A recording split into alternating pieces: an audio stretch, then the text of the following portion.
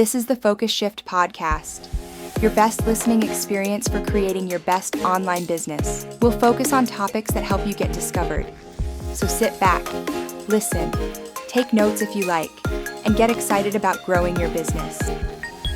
Today, we're tackling something absolutely vital for, well, pretty much any business now. Your website. We've got a huge stack of notes here. Insights from developers, marketers, UX experts, all zeroing in on the scariest website mistakes still haunting the internet in 2025. It's pretty alarming how common some of these still are. Right. And we're not talking small stuff like a slightly off color. Yeah. These are the big errors, actively killing conversions, frustrating your potential clients, and basically costing you money. Yeah. So our mission today is to boil all this down. We want to give you the 10 most critical errors and, crucially, the fixes you need now to stop your website becoming what some sources call a conversion graveyard. That phrase really hits home, doesn't it? Because in 2025, expectations are just incredibly high. People have zero patience. Zero. The second they feel friction or they're confused, they're gone. No second chances. The sources are really clear. The margin for error, it's basically disappeared. You could have the best service ever, but if your website feels slow or clunky or just unclear. People assume your whole business is like that. Exactly. They project that experience onto your brand. So the goal isn't just a pretty site. It's building a high-performing home base, one that shouts value and pushes people towards taking action. Okay, let's get straight into it then. What are those things that make visitors just leave immediately? The instant turnoffs. These are the absolute killers. Mistakes 1, 2, and 3. They decide if someone sticks around for even like 5 seconds. And mistake number 1? Yeah. Honestly, it's kind of unforgivable now. A frightening mobile experience. Oh, yeah. The sources were really strong on this. Any site that's still just a shrunken down desktop version, they called it a monster in disguise. It's so true. And you see the symptoms immediately, right? Tiny menus you can't possibly tap accurately. Pinch and zoom forever. Text crashing into images, buttons overlapping. It's just bad. The whole thinking is wrong if you're still doing that. It has to be mobile-first design. You mean building it for the phone screen initially? Yes. If you're designing primarily for a big desktop monitor, you are actively hurting your business because most people are finding you on their phones. So the fix isn't just make it kind of work on mobile. No. It's about truly prioritizing that mobile journey. Are the buttons big enough for a thumb tap? Is the text easy to read without squinting? Test it on actual devices, different sizes. That's just the entry ticket now. Okay, baseline established. But let's say they get past that first hurdle. They often crash right into mistake number 2, the slow loading curse. The dreaded spinner. We talk about speed a lot, I know, but the sources really hammer this home. Every single extra second your site takes to load isn't just annoying, it's actual measurable damage. It's not just a feeling anymore. It costs you visitors directly, and it hurts your search rankings. Google's page experience update made that official. Speed is a ranking factor.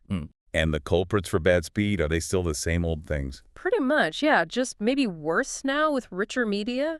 Huge images that haven't been optimized. Gigabytes of photos. Bloated plugins, maybe too many fancy effects, and sometimes, yeah, just being on a cheap or outdated hosting plan that can't keep up. That alone slashes load time. Then you add lazy loading. Which is just loading images as you scroll down to them, right? Exactly. Why load stuff at the bottom of the page if the visitor never scrolls there? Combine those, and you see an instant speed boost. It's not magic, it's just good practice. And what about a CDN, a content delivery network? For someone maybe not deep in the tech side, what does that actually do for them? Think of it like having copies of your website stored in different places around the world. So instead of someone in London pulling images from your server in, say, California. Which takes time. Right. The CDN serves those images from a server much closer, maybe in the UK or Europe. That closeness, that proximity, translates directly into speed. And that speed, you mentioned, it builds trust. Absolutely. A fast site feels professional, reliable, cared for. A slow site, it just screams neglect. It feels sketchy. Speed equals trust. That's a core takeaway. Speed equals trust. I like that. Okay, so site loads fast, mobile looks good. What's the third instant killer? Mistake number 3, the maze of confusing navigation. Yes. So they've loaded the site, they're willing to engage, but then they can't find what they need. Click, click, click. Where's the pricing? Where's the contact info? Exactly. Confusing menus, really vague page names like solutions or resources. There are just way too many options, like 15 things in the main menu. That's the classic overload. Decision paralysis. They don't know where to start, so they just give up. So how do you fix that, especially if you do offer quite a few different things? Simplify ruthlessly.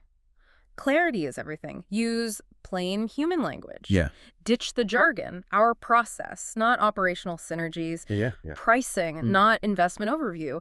And the golden rule from pretty much all sources: keep your main navigation down to 5 to 7 items, max. 5 to 7. Use drop-downs if you must, or secondary menus for the less critical stuff. But that main bar, keep it lean. It reduces anxiety and gets people where they want to go faster. Makes total sense. So those are the immediate blockers: speed, mobile, navigation. What about once someone decides to actually stick around? That moves us into messaging, design, and clear action. Right. Now it's about, does the site actually communicate value? Does it tell people what to do? Which brings us to mistake number 4.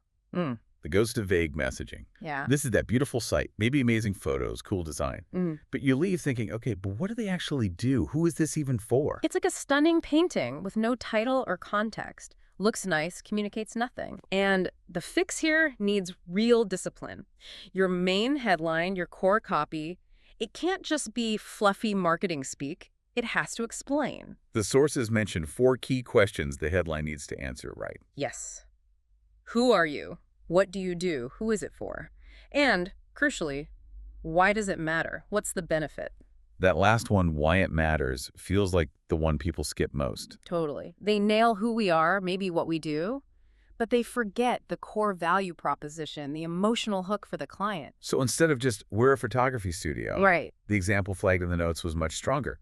Fine art, wedding, and family portraiture for people who appreciate storytelling and style. Exactly. See how specific that is. It immediately tells you the style, fine art, the niche, wedding and family, who it's for, people valuing storytelling style, and implies the why it matters, capturing meaningful moments beautifully. It acts like a filter, too, attracting the right people. Precisely.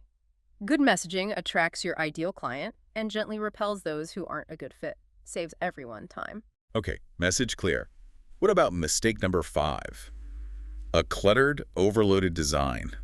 That feeling of being visually attacked. Yeah, the sensory overload problem. Too many competing colors, like 7 different fonts fighting for attention. Animations fire off everywhere. Aggressive pop-ups demanding your email. It's just noise. It overwhelms the visitor, and the actual message gets completely lost. The key here is embracing white space. Giving things room to breathe. Exactly, letting the important elements stand out. Good design uses hierarchy. It guides the eye naturally. This is important, then this, then this. For someone looking at their site right now thinking it might be cluttered, what's the number 1 design fix? Consistency and focus. Stick to your brand's defined color palette and typography. Don't introduce random new styles. And, critically important, let one main call to action, one CTA, be the hero on each page. Not 5 different buttons all yelling, click me. No, that just causes confusion and inaction. Pick the most important next step for the user on that page and make that button prominent. Which leads us perfectly into mistake number 8. We're jumping slightly, but it fits here. The invisible or weak call to action. The CTA fail. You do all this work getting them there, getting them interested, and then the button is tiny, hidden, or just lame. Yeah, the sources really hated learn more or submit. Oh, they're conversion killers. So passive, so generic. They don't create any urgency or desire. They don't say what happens next or what the benefit is. So what makes a good CTA then? It needs to be bold, visually distinct. It needs clear, action-oriented language. And it has to focus on the user's gain. So instead of submit. Use something like book your session now, or get your free quote today, or download the guide. Make it specific to the offer and imply the value they receive immediately after clicking. Connects the action to the outcome. That shift from just action to benefit or outcome seems really key. Okay, let's move to our final big category, the foundational flaws. These are maybe less obvious initially, but can cause huge problems. Mistakes 6, 7, 9, and 10 covering ethics, visibility, trust, and maintenance. These are the ones often hiding below the surface. Mistake number 6, ignoring accessibility. This feels important. It's not just about ticking a box, it's about inclusion and, frankly, potential legal trouble too. Absolutely. The sources frame accessibility not as some add-on or charity, but as just plain good design. Excluding users is bad business and bad ethics. What are the common examples people miss? Things like missing alt text on images so screen readers can't describe them, Using color combinations with low contrast, making text hard to read for people with visual impairments, videos without captions. These aren't edge cases. This affects a lot of users. You mentioned the WCAG guidelines. For someone unfamiliar, what's maybe one common but simple accessibility fix people overlook? Keyboard navigation is a huge one. Can someone navigate your entire site menus, buttons, forms using only the tab key and enter? Without needing a mouse at all. Correct. If they can't, your site is inaccessible to a whole group of people. It's fundamental. Build it in from the start. Great point. Okay, next foundation flaw. Mistake number 7. Forgetting SEO and performance basics. This is the beautiful website that nobody ever finds. The digital graveyard mistake, as the sources called it. You can spend a fortune on design, but if you ignore the technical search engine optimization, it's invisible. Pointless. We know speed and mobile friendliness are part of SEO now, but what about the actual structure and content? You have to get the basics right. First, unique descriptive meta titles and descriptions for every single page. Use keywords naturally. Tell Google and users what the page is about. Yeah. Second, and increasingly vital, is structured data. Schema markup. Structured data. Break that down simply for us. What is it?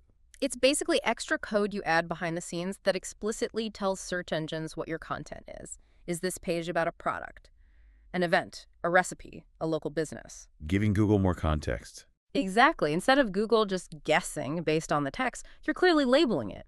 Yeah. This helps you qualify for rich results in search, like start ratings, prices, event times showing up right there on Google. It makes you stand out. That makes sense. Clearer communication with the search engine. Okay, visibility covered. Let's jump to mistake number 10. Missing trust signals. The credibility gap. Even if a site is fast, works on mobile, is accessible, if it feels anonymous or sketchy, people won't convert, especially if it involves money or personal information. What builds that trust then? What are the signals? Social proof is huge.